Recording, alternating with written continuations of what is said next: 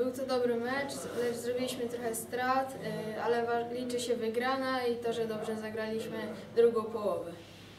Mecz był fajny, oczywiście falami.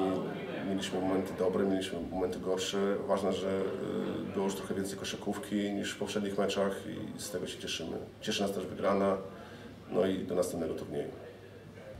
Tak, bol to vyrovnaný zápas, ktorý sme v rámci možnosti dobre začali, ale na konci druhej štvrtiny sme vydýchli v obrane a to super využil a potom sme sa už nespamätali.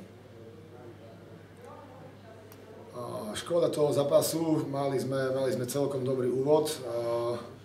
Nekoncentrácia posledné minúty druhej štvrtiny, nastala 10-bodové vedenie. Snažili sme sa to dotiahnuť v závere, robiť čo sme mohli, ale to, čo nám malo padnúť, nám možno nepadlo. Superovi áno, musíme dávať väčší pozor v obrane na doskoky, lebo to nás brzdilo celý turnaj. Superovi gratulujem.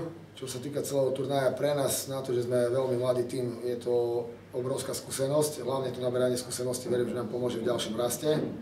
A verím, že keď budeme naozaj kompletní, tak prídeme na ďalší turnaj silnejší, lepšie pripravení. A aj sa lepšie popasujeme s fyzickosťou niektorých tímov, na ktoré momentálne síce nemáme, ale cesta je to dlhá a verím, že chlapci, ak budú na sebe tvrdo pracovať, tak ďalší turnaj bude pre nás oveľa lepší ako tento prvý.